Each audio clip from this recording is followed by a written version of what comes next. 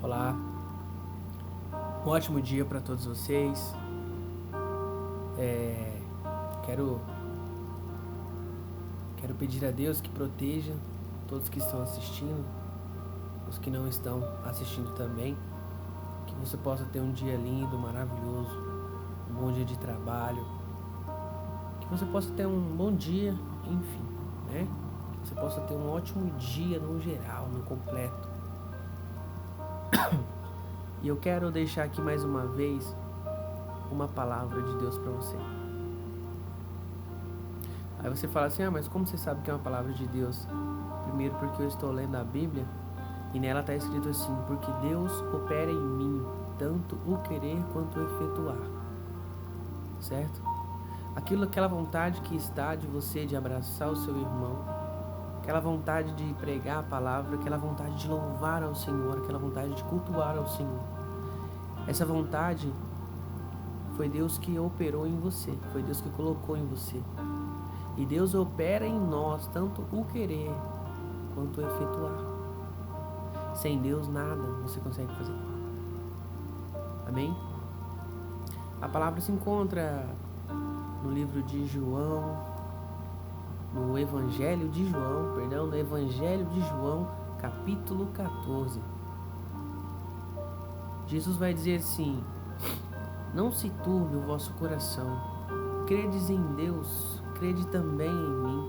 Na casa de meu pai há muitas moradas. Se não fosse assim, eu vou-lhe teria dito, pois vou preparar-vos o lugar. E se eu for e vos preparar lugar, virei outra vez e vos levarei para mim mesmo, para que onde eu estiver, estejai vós também. Amém? É muito interessante essa mensagem, porque essa mensagem aqui, ela está falando de promessas. E para a gente falar de promessas, a gente faz um pequeno... Vamos entrar no livro do Êxodo, fazer um resumão dele, para a gente falar de promessa. É interessante que Deus havia prometido a um povo que Ele escolheu como seu, assim como Ele escolhe eu e você.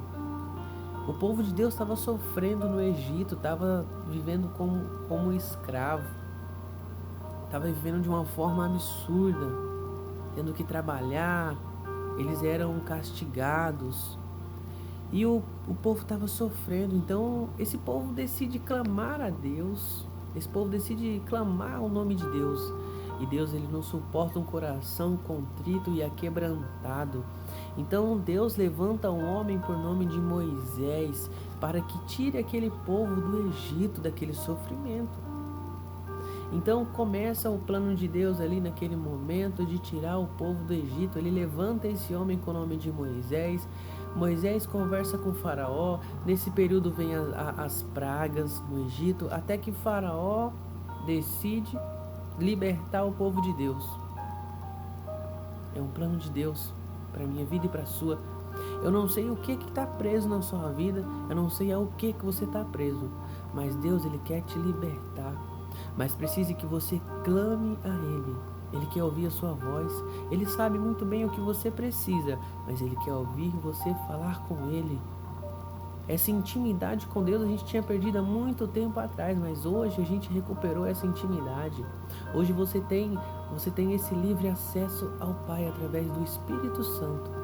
Você pode pedir, você pode chorar aos pés de Deus, que o Espírito Santo, ele vai e leva as suas lágrimas, ele leva os seus gemidos inexprimíveis e vai lá e fala para o Pai aquilo que você está querendo dizer, sem mesmo que saia uma palavra da sua boca. O Espírito Santo leva para o Pai. Glória a Deus. E é interessante que Moisés conduz esse povo. Deus começa a falar com Moisés: Moisés, faz isso, vai por aqui, vai por ali. E nesse período, quando Moisés pega o povo de Deus, leva direto para o Egito, para o deserto. E o povo vai pelo deserto. O Faraó liberta o povo de Deus. Glória a Deus. E de repente, de um lado tinha um obstáculo, do lado direito um obstáculo, de um lado esquerdo outro obstáculo. E Deus havia prometido para aquele povo uma terra, mas de um lado tinha um obstáculo, do outro lado outro obstáculo, na frente tinha outro que era o mar. E atrás, o problema, um dos maiores problemas, aos nossos olhos, um dos maiores problemas qual era? Era o faraó, exército de faraó que estava lá atrás. O faraó não ia deixar de bandeja, mas só que o Deus a que eu e você serve, esse Deus é maravilhoso. Agindo Deus, ninguém pode impedir. E o povo já começa a murmurar: ah, mas o que aconteceu? Deus tirou a gente de lá para vir morrer aqui? Não, Deus sempre tem uma solução para a minha vida e para a tua. Deus fala para Moisés: Moisés, toca no mar. Toca no mar, olha que fácil. Deus pede sempre as coisas mais fáceis para mim e para você. Deus nunca fala para você, Deus nunca falou para Moisés: abra o mar vermelho. Não, porque Moisés não ia saber como fazer. Mas Deus sim. Então Deus pediu a coisa mais fácil para Moisés: Moisés, pega esse bastão que você tá aí, pega esse cajado e toca no mar. E foi o que Moisés fez, ele tocou no mar, glória a Deus. E o mar se abriu. E o povo de Deus passou. E na hora que o exército de Faraó foi passar, o que aconteceu? O mar se fechou. E o povo de Deus passou tranquilo, secos, sequinho. Graças a Deus. E aí começa a jornada do povo até essa terra prometida, essa terra que Deus prometeu. Olha só, tem uma promessa aí. Deus prometeu uma terra para esse povo.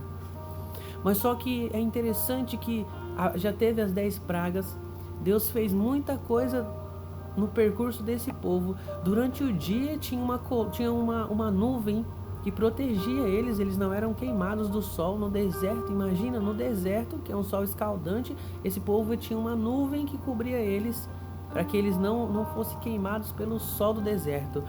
E durante a noite uma coluna de fogo, onde guiava o povo e esquentava eles. Olha só que maravilha. E esse povo queria carne, Deus mandava carne. Esse povo queria determinada comida, Deus mandou um maná para esse povo, que é maravilha de Deus, é coisa de Deus. E Deus mandou para esse povo tudo que eles queriam, Deus mandava, olha só. E esse povo reclamava. É interessante que a gente começa a entender que esse povo, eles não criam em Deus. Que para você ter direito à promessa, você precisa crer. Você precisa crer em Deus, você precisa crer em Jesus. E é interessante a gente falar de promessa, porque Deus prometeu uma terra para esse povo, e esse povo ficava olhando: Deus, cadê essa terra que não chega? Cadê essa terra e tal? Quando Moisés subia para falar com Deus no monte, esse povo já começava a murmurar. Esse povo já começava a queria falar com Deus, mas ei, Deus não vai falar com você de qualquer jeito, não. Você precisa clamar o nome de Deus, que Ele ouve você. Agora, se você reclamar, murmurar, Deus não gosta disso. Deus não gosta de reclamação, não gosta de murmuração. Se você olhar a sua vida de lá para trás até agora, foram muitas lutas para você chegar até aqui. Foram muitas lutas. Você já deve ter muita coisa para glorificar o nome de Deus, para agradecer a Deus por tudo que Ele fez na sua vida. Mas vamos lá. E Deus promete essa terra para esse povo.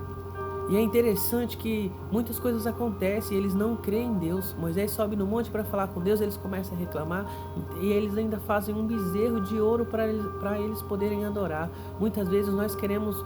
Sabe quando que você faz um bezerro de ouro? Quando você começa a ir em igreja procurando revelação. Não há maior revelação do que a palavra de Deus. A maior revelação é Jesus Cristo. Não há nada que o homem tenha que não foi dado por Deus. Toda a sabedoria ela vem de Deus. Tem muita gente que age como se não houvesse recebido. É bíblico, é palavra. Não há nada que você tem que não foi dado por Deus. Amém?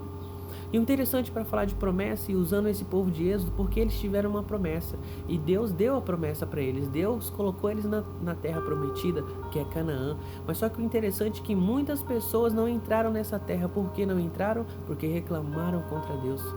Murmuraram. Muitos morreram, muitos ficaram pelo caminho. E eu digo para você, hoje tem uma promessa também. E aí depois esse povo entrou na terra. E depois disso, é só um resumo pra gente fazer a ligação. Esse povo entrou na terra e depois disso vem juízes, vem os reis, vem os profetas de Deus, E aí vem Jesus Cristo pregando e ensinando o evangelho da salvação. Jesus escolhe 12 pessoas, onde ele vai falar de como que é o reino dos céus, e ele explica para essas 12 pessoas que é assim, assim, assim, assim. O discípulo anda com Jesus, o discípulo vê o que Jesus faz, as maravilhas que Jesus faz, e mesmo assim ainda não crê em Jesus. Tanto que eles ficam perguntando: Jesus, mostra quem é o Pai. E Jesus fala para ele assim: vocês não conhecem o Pai? Quem me conhece, conhece o Pai. Eu faço aquilo que eu vi o Pai fazer. O Filho faz o que viu o Pai fazer. Muitas vezes nós estamos na igreja e não estamos crendo na promessa de Deus. Creia na promessa. Jesus está falando para eles assim, Jesus está ensinando eles para que quando Jesus for, é eles que vai dar continuidade na obra de Jesus, e eles não se dão conta disso. E Jesus fala para eles que vai ser perseguido, Jesus fala para ele que pessoas não irão aceitar a palavra de Jesus, e que mesmo assim é para eles continuar, não é para eles desanimar, até que Jesus é crucificado, assim como ele fala, Jesus é crucificado. E Jesus fala para eles que ele iria ressuscitar ao terceiro dia. Jesus é crucificado, morre, e eles vão procurar vão procurar Jesus lá no túmulo, mas Jesus não está lá. Jesus não está lá. É interessante que Jesus ressuscita ao terceiro dia e vai encontrar os discípulos, e eles ficam todos espantados. Mas por que ficar espantado? É Jesus. Ele já tinha falado que ele iria ressuscitar. Parece que eles estavam com Jesus e não estavam entendendo o que Jesus estava falando. Ele está falando isso para você hoje também. Há uma promessa aqui. Há uma promessa e você precisa tomar posse dessa promessa. Tem muita gente que está vivendo aqui neste mundo esquecendo que há uma promessa. Há uma promessa grande. E Jesus ressuscita, aparece para eles. E é interessante que tem um dos apóstolos que não está junto. Um dos discípulos que não está junto, que é Tomé. Jesus tem um cuidado de voltar e falar: Tomé, toca aqui na minha mão. Tomé toca, porque Tomé não acreditava. Ele não cria em Jesus. A partir desse momento ele crê, começa a crer em Jesus. Mas Jesus fala assim: você creu porque você viu. Bem-aventurado é aquele que crê antes de ver. E Jesus, novamente, Jesus vai. Os discípulos ainda não entenderam o propósito de Jesus. Pedro chega e fala assim: eu vou pescar. Os outros discípulos vão atrás. E eles vão pescar e não pegam nada. Por quê? Porque Jesus já não está no barco. E não era para eles voltar a fazer aquilo que eles estavam fazendo, porque quando Jesus encontrou eles estavam pescando. Jesus não quer você fazendo a mesma coisa não, querido. Jesus te encontrou para que você leve o evangelho, para que você leve a palavra. Os discípulos eram testemunhas porque eles viram, ouviram e participaram de tudo que Jesus fez. Jesus está te chamando para que você leve esse evangelho. E Jesus volta novamente. Jesus entra no barco com eles. Eles voltam, não pega nada. Jesus entra no barco com eles. Eles pegam uma enorme quantidade de peixe. E Jesus já tinha preparado para eles um peixinho, uma comidinha ali. E é interessante que a partir desse momento que Jesus começa a conversar com o discípulo, conversa com Pedro. Pedro, tu me amas? Amo, Jesus. Então apacenta meus cordeiros. Pedro, tu me ama? Amo. Então apacenta minhas ovelhas. Pedro, tu me ama? O Senhor sabe, Jesus. Ele fala assim: você sabe por quê? Porque ele entendeu o propósito de Deus. Ele entendeu que Jesus chamou ele ali porque havia uma promessa. Ele entendeu o recado de Jesus. Ele sabia agora o que era para fazer. Eles voltaram a fazer tudo o que eles faziam antes. Sabe o que Jesus está falando hoje para você? Ei, eu te chamei, não foi para você voltar a fazer o que você fazia, não. Eu te chamei porque eu quero que você leve o meu evangelho. Neste mundo terás aflições. Sabe por que você terá aflição? Porque você não é deste mundo. Você sabe qual é a promessa que tem para você? Eu vou. Jesus falou assim: eu vou, mas eu vou preparar um lugar para que onde eu estiver, esteja vós também. A vontade de Deus é que você esteja perto dele. Sabe por que você sofre nesse mundo? Sabe por que você tem aflição? Porque você não pertence a esse mundo. Você pertence a Deus. Você é uma obra dele, você é uma obra maravilhosa. Deus fez tudo e falou assim que era bom, mas quando ele fez você, ele falou assim: é muito bom. E é muito bom. Se Jesus falou, se Deus falou, é muito bom. Não esqueça da promessa, lembre da promessa.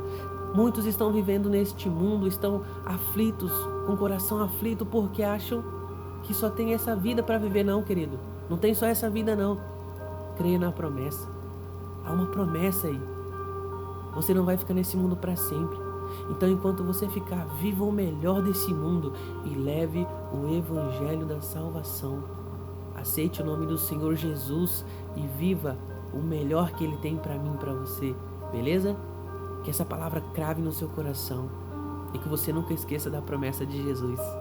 Beleza? Que Deus possa tocar e falar grandemente no seu coração. Amém?